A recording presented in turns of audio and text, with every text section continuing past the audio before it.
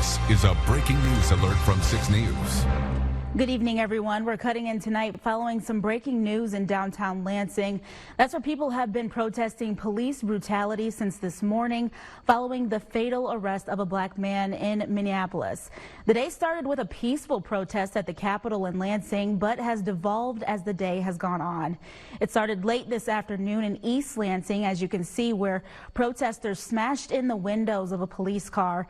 This appeared to happen right outside of police headquarters, and although police did not seem to make moves to stop them.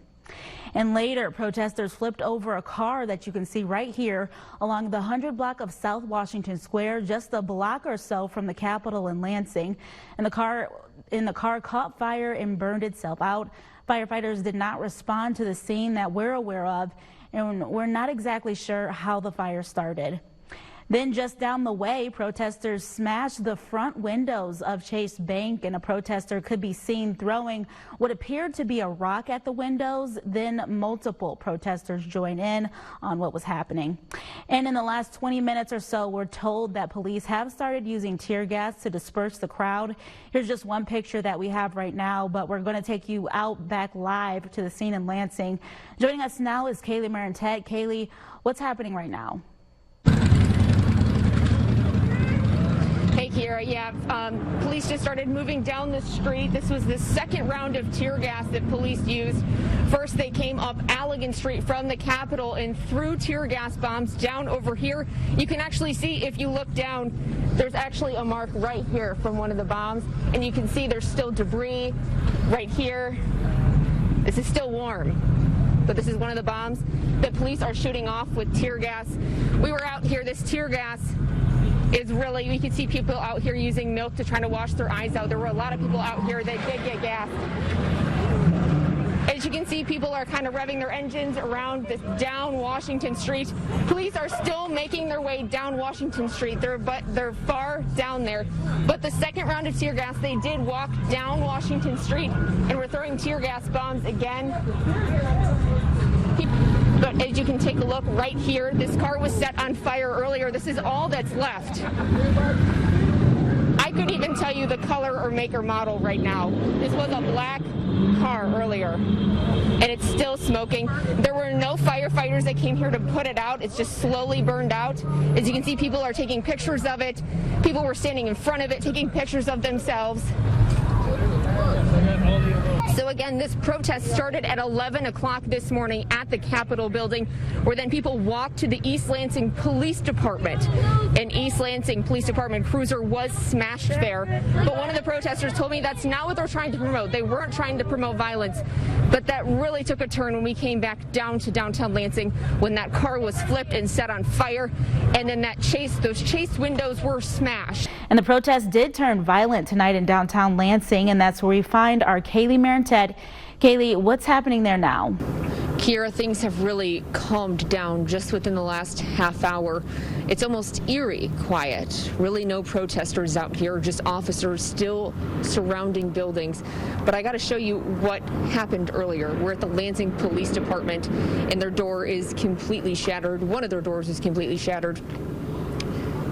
This is just one of the many buildings that have been affected by people tagging them, breaking in their glass and damaging other buildings. To give you another example of another building, the Romney building, police are completely surrounding it right now. Glass was broken out, doors were shattered, and police won't really let us get close. That's just one of the many buildings, though, and this has been a long day down in downtown Lansing. It started at 11 o'clock earlier today at the Capitol building when people made the trek to East Lansing, where an East Lansing police cruiser was smashed in. And then when the protesters came back down to downtown Lansing and on the intersection of Allegan and Washington, that's when things really took a turn. A car was flipped and set on fire, and that's when police really started to get involved. They came down, and then shortly after, multiple people broke into the windows of a Chase Bank, some of them even trying to go in and loot, which actually caused a fight because they said they're not trying to loot. But a lot of damage was done here. Shortly after, multiple rounds of tear gas were given out, rounds even just a couple hours ago. But right now, it's eerie quiet. There's a lot of damage that's been done. and we haven't really seen half of it. But again, the door was smashed in. There was a dumpster fire that crews had to put out. And there's still even stains of milk on sidewalks from people trying to wash out their eyes from the tear gas. We were in some of those tear gas, and people were affected for a long time after. But we'll have more for you on tonight on WLNS.com, following through the night to see how things go. For now, here for you in Lansing, Kaylee Marentet, 6 News. All right, Ashley, thank you. And throughout this protest, hundreds of people walked from the Capitol in Lansing to East Lansing and back, constantly speaking out against police brutality. Ashley Graham was there, and she's here for you now with an overview of the day. Here we caught up with one of the organizers during the middle of the protest today, early in the afternoon. She says she never expected for so many people to respond to her Facebook event and to come out and support, but she was happy to see all of them. What started as a small gathering between friends turned into more than 1,000 people crowded on the Capitol lawn, determined to send a message that they say has been said time and time again. This didn't start just with this last incident. This started years ago. And I think that people are just slowly just getting tired of seeing this, seeing photos and seeing videos of people senselessly getting killed and senselessly getting harassed. They demanded justice for George Floyd after he died during an arrest in Minneapolis last week, justice for other black and brown people killed by police officers in recent years, and for an end to police brutality. We do need law enforcement, but we need good police to police the right way, not to kill us and kill and not be held accountable. And that's anybody, black, white, I don't care who you are, to love one another and to embrace one another. In between speeches at the Capitol steps and almost non-stop chanting, they marched together around the Capitol and going as far out as the East Lansing Police Department. For several hours, they were determined to keep things peaceful. I'm not about violence. I'm about peace and love. There's a way to do anything. We have to walk in love. We have to treat each other with respect. And send the right message. I want all of you to make it home tomorrow, so that way you can come back and organize. Organizing is more than just this one moment. It's more than just being on the front lines. Before the protest started, we also spoke with leaders from Lansing, East Lansing, and Ingham County law enforcement, and they stood together this morning to condemn police brutality and express that they would keep protesters safe during the rally. Kiera, back to you. Ashley, thank you. Following the lead of other major cities across the state, Lansing Mayor Andy Shore has set a curfew for 9 p.m. tonight. It will last until 5 o'clock tomorrow morning, and he put the curfew in place because of the protests and of the way it unfolded later this afternoon. Mayor Shore says in a statement, quote, "The rally this afternoon was peaceful and respectful and focused on expressing anger and frustration with police brutality and racial injustice." He adds the situation unfolded quickly, but police were there to keep the city safe. Well, things in downtown Lansing did take a turn for the worst, and after protesters got destructive. 6 News reporter Brittany Flowers has been covering the protest since it started this morning. She's here for you now with when things went south. A bank is destroyed, a car burned, and multiple rounds of tear gas deployed in downtown Lansing tonight after things take a drastic turn from today's protest against police brutality. The destruction started late this afternoon with a police car destroyed outside the East Lansing Police Department. We are non-violent. This does not solve anything. This does not solve our problems. This does not solve the legislation. This does not give George Floyd's murderer to jail. This is not what we came here to do. We don't destroy property. The cop that had this car has not done nothing to us. This is not what we represent. But despite intentions of a peaceful protest, less than 2 hours later, the destruction continues after some of the protesters take over the streets after heading back to downtown Lansing. A number of those people still pleading for others not to turn to violence. Police eventually forced to make their way towards the protesters, sending out multiple rounds of tear gas. A number of these protests against police brutality have turned destructive across the state. And while many say this was not what was supposed to happen here tonight, others are sending a different message. Here for you in Lansing, Brittany Flowers, 6 News. What started out as a peaceful afternoon erupted into a chaotic evening in downtown Lansing. Chase Bank is just one of the many buildings facing severe damage. An earlier Sunday evening, a car was flipped and set on fire. Multiple rounds of tear gas was released into crowds of thousands of people. The Romney building's windows were destroyed, along with the Lansing Police Department's door shattered. Officers with the Lansing Police say this is the worst damage they've seen to the department. And for Chief Green, he says he's disappointed with how this day turned out. Things started off extremely well, and then it turned into a riot. We had looters, we had people assaulting others, we had arsons, we had disorderly conduct, and a number of other offenses that many of the rioters engaged in. They were assaultive, threw bottles at our police officers. We did the best we could to mitigate as much damage as we could.